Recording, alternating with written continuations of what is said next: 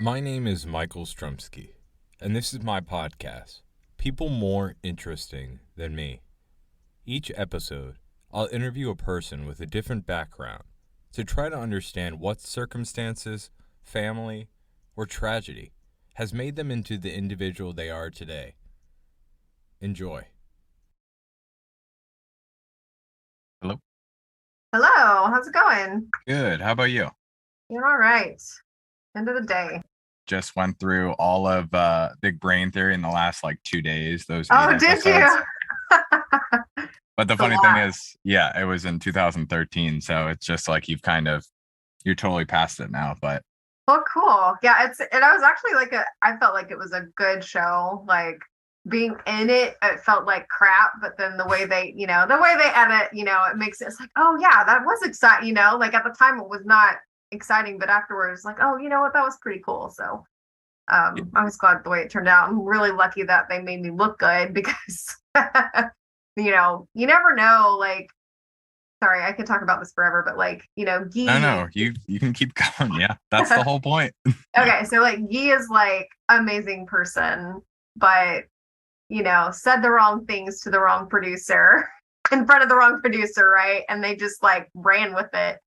And he just came out like not that great sometimes. And so like I was just really glad that I'm sure there were things that they could have, really highlighted that I said, Yeah. but they chose to make me look like the good guy. So at least when I watched it, that's what I Oh gathered. yeah, no problem. I mean, I think my favorite part with you, obviously, I was playing favorites because you're doing this favor for me. But my favorite part was the part where you told Dan the bit was basically like, Friction I stir mean, welding. Yeah. yeah, yeah, Yeah. and well, not the welding, the part with I think it was either the drill press or the chuck, and it was overheating. And the bit was like messed up, and you just went in there and you basically said, "Get out of the way," Yeah. which I was just like, "That is awesome!" Like if it like a guy did that to, there wouldn't actually been a fist fight, like an engineering fist Probably. fight, which I Yeah. haven't seen before yet. So That's true. Yeah. I'm also an engineer from Virginia Tech as well. That's nice. Compute, and I actually used the 3D print, the vendor when it was The dream in. bender. It's not I, Randolph, is it? yeah. Okay, Well, it it was was. Rand. It's probably the new one by now, but we it got the nickname Dream Crusher, by the way, when the first Oh, the because first of. one came out Mhm, because it was like the first one, and we just did not have all the kinks worked out, obviously, because it was never used mhm. until then. So yeah, that's our inside joke is like we made this great thing called the Dream Vendor, but then it got the nickname Dream Crusher because And people stick their files in and get spaghetti out sometimes. And and what was that on? I know it was like one of the first commercially available 3D printers. What was that? It was the oh, what platform we were using? yeah, The MakerBot Thingamatic. the maker. Okay, yeah, yeah, yeah. Yeah. Because I was like, I mean, it was 2000. What was it, like 2011, 2012 when that thing had come to Randolph, and I was just in awe that it was open to anyone. And Yeah. nowadays it's just like you go to your library and you can do that, which is amazing to me and a lot of people. I mean, why am I telling this to you? You know all this. No, it's Um, fine. so let me introduce you first because I like to do a little talk before. Today with me I have Dr. Amy Elliott. Her resume for an engineer is pretty astounding. However, she also has television experience. She's been on multiple shows. More recently, you've been on the Science Channel's The Outrageous Acts of Science, and you're kind of like a not a guest speaker, but what would you call it? Expert commentator, I guess. Okay, but yeah, Yeah. you've been doing that for like at least the last 5 years, right? Yeah. Okay. But let me before I forget this, I think the title could have been better. I know they were trying to capitalize on Big Bang Theory because Big Bang Theory was huge back then, but I Yeah. think the title would, because whenever you say that to people, then they kind of roll their eyes. But I'm like, I roll if my eyes. Just so you know, like when I applied to the show, it was not called Big Brain Theory. It was called Top Engineer. That's the show I applied to. And then once we had packed everything up, signed the contracts, and moved to LA for the 7 weeks of filming, they changed the name on us. And there was nothing we could do. So we're just like, all right, So yeah, no, I'm with you. Like big brain theory. I guess they told us like they didn't think that people would want to come home and watch a show about engineers, which I think is weird, but I guess there's some logic to it.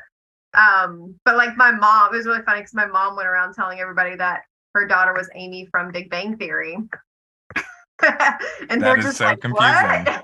I was just like, Mom, you have to really differentiate that because like it was Oh, interesting. Yeah, no, and I'm you with you. It was a terrible terrible yeah, name change in my because opinion. I think there was one interview with one of the judges or somebody else, and they were explaining something, and I was like, that could have been the name for the show, and it was just like I don't know, it was like Next top innovator or something. yes, exactly, Yeah. next top Yeah. innovator, and I was like Yeah. that's perfect because in my opinion, I don't think engineer is because you can be an engineer. Fabrication and engineering should go hand in hand, in my opinion, Me too. because you don't really Same. Yeah. I'm at a job where you have we have all the stuff on site as I assume you do, where you need to know how it's going to be made and fabricated in order for its application. You can't just, in my opinion, send it off to someone and just be okay with that. But Yeah. that's just my thinking. I'm But with yeah, you. you place second place, which was awesome. I know you said that there's a lot of politics that go into it, but I mean, everything that you guys are doing and you were doing specifically, like I was talking about with the Chuck and Dan, but I really enjoyed the last 2 days of binging on it. It was How amazing. fun. So thank you very much. My wife enjoyed it too. She's not, honestly, if she would have had STEM programs earlier on, because there's some things that she sees that I don't, because I'll call her there and be like, why is this not working? I'm the electrical computer guy, and she's like the mechanical problem solver. Yeah. Yeah. It's an intuition for some people, for sure. Some people are just mechanically minded like that, for Yeah, sure. too many tangents, but and That's okay. also you were in if then she can exhibit. That is amazing and scary at the same time because of those life-size resin statues that you had all over. Well, you don't live in DC, but I do. So it was just funny to see them all around because you're like, there's got to be some type of meaning behind all these gigantic orange statues around. Yeah, like when my neighbor actually had a trip planned with her family to DC at the same time, just coincidentally, and she didn't tell her kids that they were going to see me as a statue, and so they just walked up on the exhibit, and one of her kids says, and I can't get this out of my mind anymore, and he's like, oh, "Are these cheese people?" And so I'm like, "Oh, great!" Like every time I see the statue, I'm going to think, "Oh, I'm a cheese people." So yeah, like if you don't know the context, like I think it might be a little bizarre, but I think after you see what it is, like it's totally amazing. But I thought that was amazing just because I had seen that in the Washington Post and I was trying to track down some interesting viewers and that totally uh, caught my eye just because of the fact that what just like you said, how is that going to pull out to people? So they're going to find out what it means. And then I didn't even explain it, but if then she can is basically trying to promote STEM for young females in the field, which I am avidly trying to push. Going to these classes, usually, I don't know what it's like in the last 5 or 10 years for engineering programs, but in most of my classes, they're out of maybe 30 uh, students, there's maybe like 2 or 3 females. Yeah, I was the only female in my whole. I think there might have been like one other female in my grade or in my class, like going through undergrad in mechanical engineering. So yeah, yeah. I didn't notice though. Like I didn't notice until somebody told me. I guess I just wasn't paying attention. But That's yeah, good. well, yeah, and but then like I don't know. This is a tangent, but like I guess I didn't realize like kind of what that costs you being like. So I didn't notice because like I had no problems finding study groups. Everybody's happy to work with the only girl. Never had problems with that kind of thing. But then like I realized like when I got into the professional world after years and years and years, like this last year, I finally got a female scientist in my building and we clicked. We went shopping together. We've had dinner together. I go over to her apartment and take one of my kids to her pool. Like we're BFF. And like, then like, it wasn't until recently when I realized like, oh, like I actually kind of did miss out on some things. Not that I wasn't BFF with like the guys, and I actually, you know, married a guy that I went to school with, and but I don't know, it's just different. It's just like, you know, Would you the say informal it's networks. would you say it's kind of more like shared, I wouldn't say trauma, but kind of like you have similar things that you guys had to go through?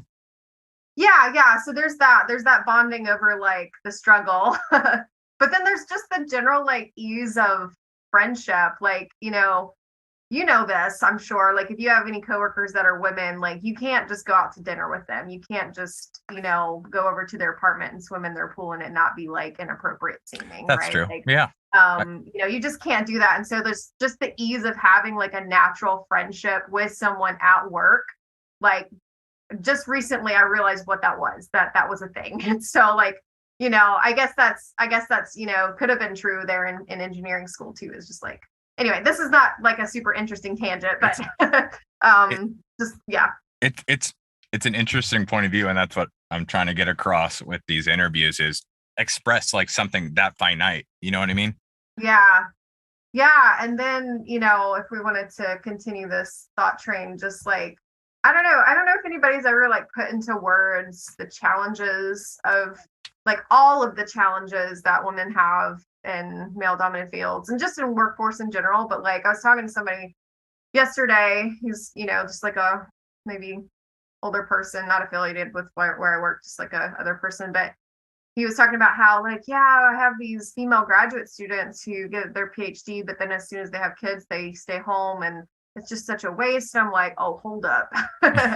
Like, let me tell you what she went through. Like, not only does she not have enough time to heal her body and get this baby sleeping through the night so that she could get back to work and be a human when she was working, not only did she not get that, she probably has a husband who's also in STEM, who's probably making more money than her because of the bias, also getting along with his coworkers and has a better feeling of belonging than she does, and has a better career trajectory than her, and right, like, and so let me tell you all the things in addition to being a new mother and having the extra responsibility as the primary parent. In addition to all that, there's all of these drivers against her staying. So don't even say what a waste, because you don't even know. Like, Yeah. yeah. No, So I totally understand. Just because my wife's like a kindergarten teacher, and she basically had the, obviously it's not the same thing, but she basically came in maybe 3/4 of the year during COVID as well, when they're trying to transition from basically Zoom calls to in-person mass and all this stuff. Not the same issues, but the transition and not being there and kind of not being shamed, but basically shamed that she had to be pregnant during the school year. You know what I mean? Like, oh that yeah, this I was her believe that. fault. I believe that. Yeah. And that's like, how dare you take extra time off, like your Yeah. vacation, maternity vacation. Sorry, I don't want to get nasty. I feel like I'm getting nasty No, now. it's okay. It's No, it's there. Like, I feel fortunate that, for the most part where I work is very supportive, but I work in government and they are extra scrutinized for that kind of thing. I can imagine in like a school district or a private sector what it's like. So besides school loans, the biggest other thing that's talked about on this podcast is basically I wouldn't say it's the second biggest, but paternity leave, especially, I mean, obviously in the US. Everywhere else it's kind of like guaranteed.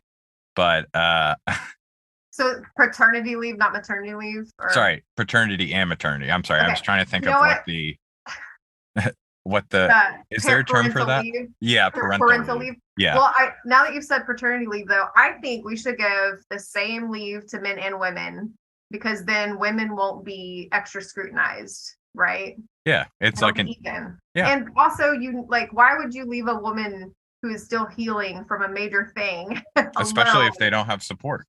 Yeah, if they don't have support, like they're alone in the house all day. Like, it's an amazing, beautiful blessing, right? But Yeah. I've been through it twice, and there are some really ugly things about it too that are not fun, and It's not fun it's to not go a blessing alone. for the first 2 months. Let's put it that way. Yeah, After that, yeah, then once you have the routine, it kind of levels out. Yeah, once they start being interactive and like they reward you with smiles for all the things that you're doing for them. But in the first 2 months, it's like just this thing that's crying and wanting thing. Yeah. Anyway, My so wife hearing this, that's exactly what I said. I think my words were, it's a bag of goo for now.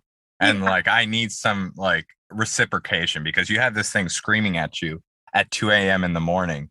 And yeah, maybe it's an engineering thing. You're like, what's wrong? Like, I've yeah, done, I've done everything like on this list of your needs and nothing is being met. yeah. It's just funny.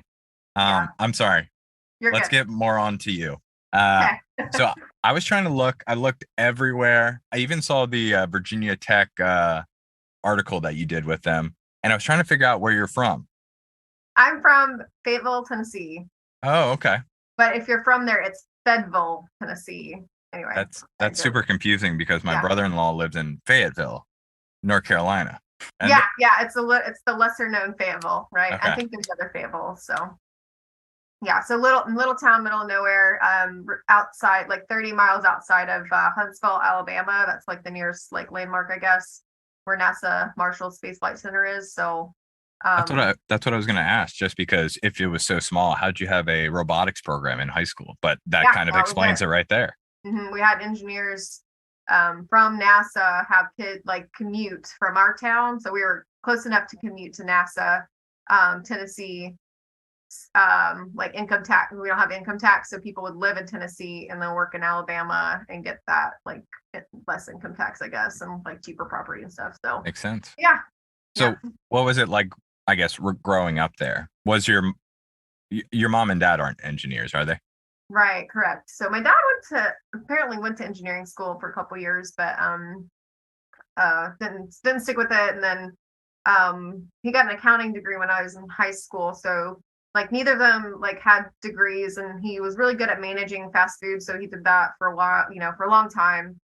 But yeah, other than that, like we would he grew up on a farm, so we'd go to the farm every other weekend or so, and we bought a Sears store when I was in high school, or we got one kind of like handed over to us. And so me and my sister, I have a twin sister, we would put together all the lawn and garden equipment, we'd put the tools away. There's a lot of things like mechanical things you have to do to like run the store. Assemble. Yeah. Like we would move appliances, like me and my sister, as we were like 125 pounds back then, right? Like these little tiny girls could load a refrigerator in a pickup truck faster than anyone, like, and not scratch it and everything. And so like we just learned that stuff. And then my older brother um already knew he wanted to do something mechanical. He was more on the trades route in high school, and so he joined the robotics team with confidence that he knew what that was and wanted to do it. But then when he went through the competition, he got to go to Florida and had all this great experience. There was newspaper articles, and so me and my sister were like, well, I want to go to Florida. Let's just join this robotics team, And so he didn't like that. So he kind of quit when we joined, but he had his own thing going at that point. But then we joined, and I got sat down with the design team somehow, and like ended up having that aptitude and like really enjoying it. Like that was the only thing I could think of. Like I was in all my classes during the day, like scribbling different designs down and drawing things out, and like just really getting into it. So because of that, the engineers, like I made a little paper doll of like a mechanism I wanted to try on the robot, and the engineer like took that exact paper doll and turned it into metal, like brought it back to me. I was just like, oh my gosh, that is so cool. Like it's made of metal. They stuck it on the robot. It worked. I was just like, I'm sold. This is fun. They're like, you're a mechanical engineer. You're going to do this. And I'm like, okay, we're good. And I guess the what sealed the deal was like, engineers make a lot of money, so you should do that. I'm like, all right, I want to make money because, there's like 5 kids in my family, and I knew I needed to pursue something to like support myself. And so that was just like I guess not the nail in the coffin, but like Yeah. whatever, yeah, the thing that tied it up for me. So But I mean, that's great. It's funny how many people's careers are just set off by like one step. And it's funny how silly a step. It's like one meeting or you wanting to go to Florida, possibly yeah, Disney World. exactly. Yeah. Mm-hmm. Or just Florida in general, honestly, but That's yeah. true. Mm-hmm. So kind of explain what you're doing at Oak Lab Laboratories, like Oh, I guess yeah. right now. Yeah. So Oak Ridge National Lab is part of a giant Department of Energy like network of labs. Most people don't know this. So you can think of like NASA and all the different NASA centers that are focused on space and that kind of thing. We're a network of research centers focused on energy research. So I'm just going to put that plug in there because, like I said, most people don't know that, and it's really actually very important to know. So we're just, giant population of scientists working on lots of different energy problems. Our main energy focuses on the applied side are transportation, buildings, and manufacturing. So that's like roughly a third. Each of those are a third of our energy profile, roughly. And so I work in the manufacturing arena where we research ways to save energy in manufacturing. And so one of the ways that you can not only save energy on manufacturing, but also make a better product that requires less energy is additive manufacturing or 3D printing. And so that's what I do. That's my contribution to energy research is advancing 3D printing, getting it to the point where there's more adoption so that we can save energy in the long run. What's the largest thing I guess you guys are working on just ramping out in the last 5 years Yeah, going towards? we started, so we say large, so we start our kind of, so I work at the manufacturing demonstration facility, which is kind of like the main manufacturing research place for DOE. And we started doing large scale printing of vehicles. So we printed like the Stratty, we printed a Shelby Cobra, and then we've commercialized that printing technology to companies like Local Motors. I'm not sure if they're still around, but they did an Ollie bus, which was 3D printed Mhm. electric bus. And so that's the kind of thing that we enable. But otherwise, like in addition to 3D printing, though, like we have vehicle technologies people who are working on electric drivetrains and working on like, all this other stuff that has to do with like an electric bus, like battery cells and power electronics and all this stuff. Like we have tons of people working on that kind of thing.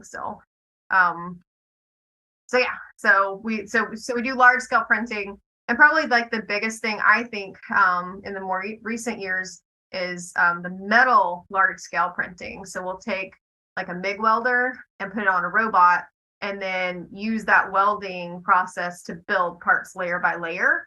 And that's really cool because if you're trying to make like a big casting like a propeller for a ship, those like literally take 2 years to make with traditional.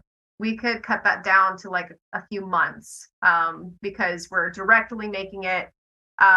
We cut out the whole patterning process that you do with casting. The cooling happens while you're making it, whereas like a casting, you have to give it a while to cool. And then you have to post machine. We can do the machining as we're printing. So I think that to me is the coolest, biggest thing that has come out. Definitely the most visual. Other than that, like on a more like technical nerdy side, we do grain structure control. I don't know if you remember from your material science class, like the grains in a metal determine the properties. So if you think about like, I don't know, when you're ever on like a ski lift or something or looking, metal flashing for like a house, there's that galvanized steel. The metal crystals have arranged themselves Okay. into little, like we call them grains.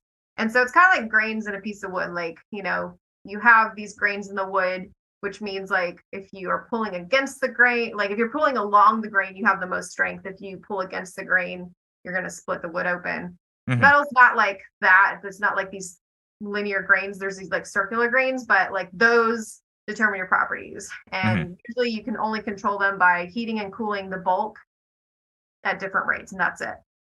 With 3D printing and some of our technologies, you can change a grain on the micron scale locally. So we actually did this thing where we spelled DOE in grains, which is phenomenal. Like that is like, to me, people are, 50 years from now, people are going to go to the history books and be like, look, this was the first time they did that. And now look at all these things that have come out of it. That to me is one of the more exciting things, in addition to the large scale metal stuff. But we work on lots of things. Like speaking of Disneyland, like we call this like the Disneyland of 3D printing. because you walk into our high bay, there's just like all these large metal welding robots just going crazy. We have a bunch of machine tools because we're doing machining of 3D printed parts. We have giant plastic robots. We have big presses that we're printing plastic into and then pressing. We've just got like one of everything, big and small, and it's just really fun. Okay.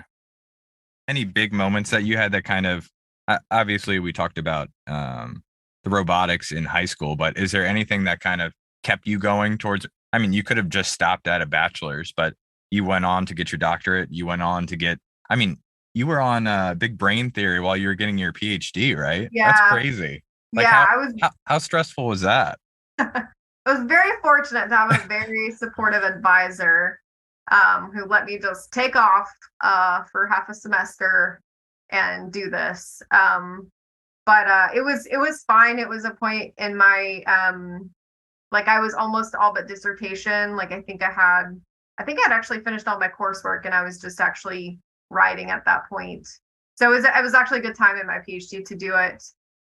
But yeah, it's like getting to the PhD, I don't know, like I actually honestly did not know what PhD really meant or like what research really was or why you would do like I had no like real, I guess, connection to that world even when I was applying to grad school. But like so I'm not gonna like I applied to grad school because I didn't want to get a job. This is like the truth. Like like I felt like I had just worked so hard in undergrad just to make sure that I, had done all the extracurriculars I, needed to do and I got good grades and like that. I didn't feel like I got the student experience. Like I never really went to do like student functions or hung out. Like the kind of my senior year, I got to do some hiking and stuff, but otherwise it was just like crazy. So I was like, I want to be a student. I don't want to get up and work 9 to 5 yet. And so I had some friends applying to Virginia Tech and I just kind of like followed them. Like they were like, hey, you should apply. I was like, okay. And then I like bummed a ride with one of them to the interview weekend and stayed the night at one of my friends' house who had graduated and gone to Virginia Tech too. And so anyway, yeah, it just kind of happened that it worked out. So I just feel really lucky that, things worked out and I never had this grand plan by any means to do this. I just kind of saw the opportunity, the opportunity kind of came to me and I'm just glad that I was able to do it. I mean, I guess you touched on it now that nothing really steered you, but was there any moments that toughened your resolution besides just winging it? I mean, like, I guess in general, I don't ever commit to things without like serious, I'm not gonna like get into grad school and just be like, let me try this out. Like I'm gonna get something out of it. Like I'm gonna either stop at a master's, and that was my original plan, was to stop at a master's, but then my advisor was like, you should go for a PhD. I was like, so I thought about it. So like that was I guess just the opportunity itself. And then just me being, a perfectionist overachiever, like not accepting failure just kind of drove me through. But I know like there's, grad school is really hard. And like, I don't blame anyone for like not having that resolution because, it can kind of seem like a dead end sometimes. Okay. So I'm going to ask my cliche question I always ask. What is something your parents did that you like and you're going to pass down to your kids? And what's something that you're maybe try to do something differently with your kids? Yeah, so my parents were always very supportive, always had our backs. Like if anything, like if the teachers weren't being like nice to us at school or something, they would be there the next day and be like, they had our backs. They I don't know how it worked out, but I never remember being praised for grades or pushed to make good grades. We just naturally knew we were supposed to. And so like I never felt like that was, I don't know, like I knew like they still loved me, I guess. Like that wasn't tied to like their love for me, it was like my performance. So I'm gonna try to replicate that and hopefully it works out. Like I don't want to my kids to feel like they're gonna, they have to perform to be loved by me. But I will also say like my dad would often be, very clear about like, okay, like are you going to be a doctor, a lawyer, or an engineer, a doctor, lawyer, or engineer, I guess. And so like, I didn't know there were any other options. So I guess like that was maybe the actual motivator that kind of subconsciously told me we had to make good grades. So anyway, yeah, like I probably won't do that, even though it was very effective for me. But I do kind of want to almost brainwash my kids to go certain ways. I don't know. There's no good answer, but I think we all do our best and hope that our kids are happy and also not struggling financially. I don't know why, but that concerns me too. So yeah, makes sense. Sorry, I'm very long-winded. If I get into a tangent and it's too long, just be like, like I think I'll wrap it up. Tangents are what keep podcasts alive, in my opinion. Okay. Where do you see yourself in 5 years? That could be career-wise, personally, anything. I want a barn dominium with a giant workshop and all the tools, and maybe a little company where I can hire interns to do all my projects for me that I have lined up. That would be nice. Obviously, stay a scientist would be nice to, do both. I'm starting like this kids series for girls in STEM. I saw that 2022 this summer, right? Yes, if I can figure out how to publish this thing.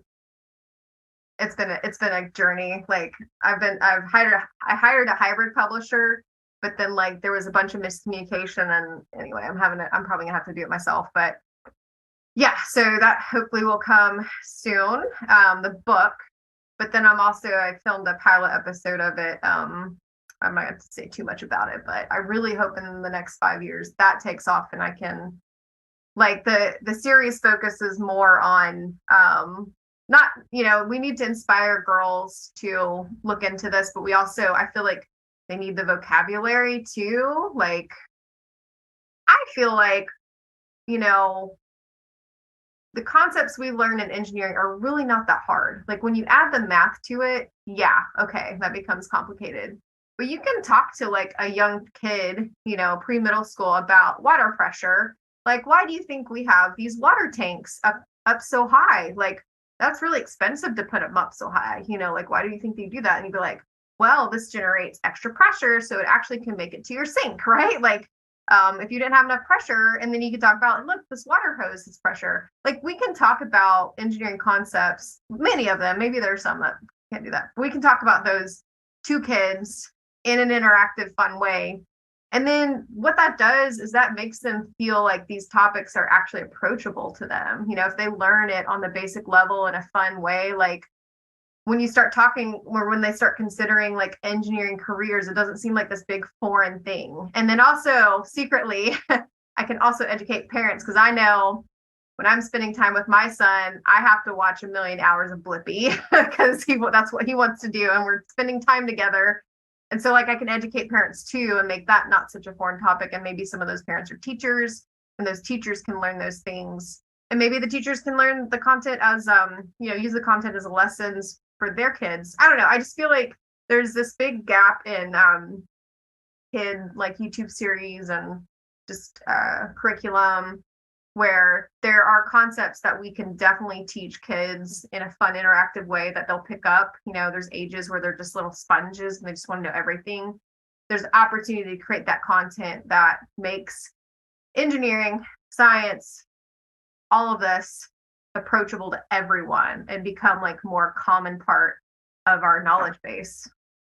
Okay. And besides enriching, I guess, early and stuff like that, do you see anything that will level or raise the amount of girls in STEM that will flip it? Like any big moves or can change that?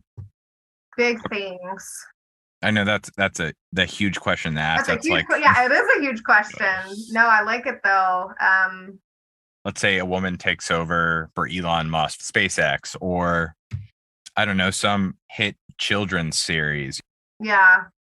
I think the more so we know from studies that like the critical years are actually before middle school, to kind of like indoctrinate them or brainwash them into like considering STEM.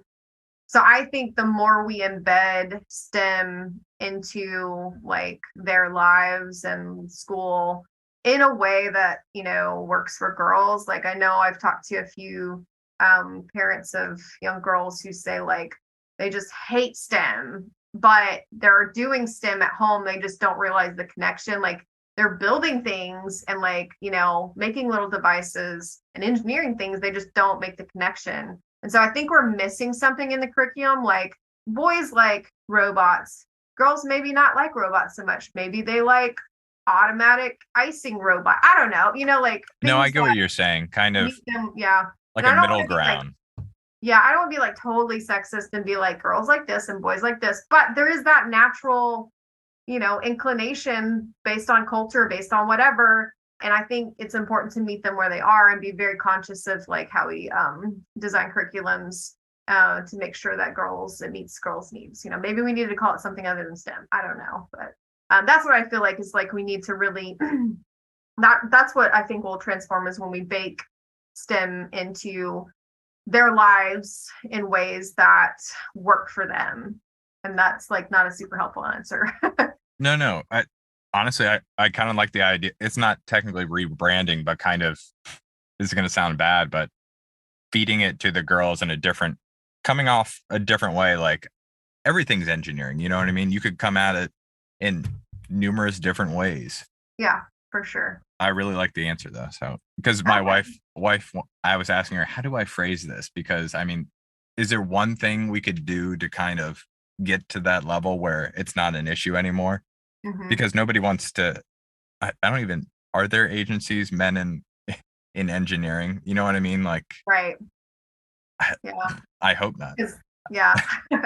No. And I think, like just some other things is like, girls typically don't like to compete. So let's not do robotics competitions. Let's do something else. Let's make things more pink and purple. Like, let's brand it for them. Like that sends a very clear signal. I'm not going to get into the argument whether that's right or wrong, but I'm telling you, a little girl is going to respond a lot, they're going to be more responsive to a robot kit that's pink and purple, like, and has like, is like a unicorn, they're going to respond better to that. So, I think just being conscious of that. I know that feels like you're now isolating the boys, but maybe that's just what we have to do. Yeah, get it into it and then worry about it down the line. Yeah. Sure, why not? Yeah. Okay, so I did all the serious questions. So what I do at the end is a lightning round. We kind of go 15 questions, try to answer as fast as you can. They're mostly silly questions. There's nothing really serious. And I throw some, how do I explain this? Everyone who what's it called? With the Regis Philbin, Who Wants to Be a Millionaire, combined with like EDM type music, if that sounds cool. I love it. Yeah. So that's gonna play in the background. And I'm going to start now. Favorite candy as a kid? Smarties. What makes you laugh the most? My husband. Favorite type of book to read? This is like genre. Fantasy, okay. Sci-fi, yeah. I did see that Harry Potter comment you did on Virginia Tech's questions. Love Harry Potter, yeah. Have you been there yet? The Universal's Harry Potter world? You got your own wand and stuff? I didn't do the wand thing. I didn't know about it till I got there, but yeah. Okay. Did you have an imaginary friend? If so, what was their name? Did not. I had a twin sister, so I didn't need one. There you go. What song would you sing at karaoke? Shake It Off by Taylor Swift. Favorite chore to do? Dishes.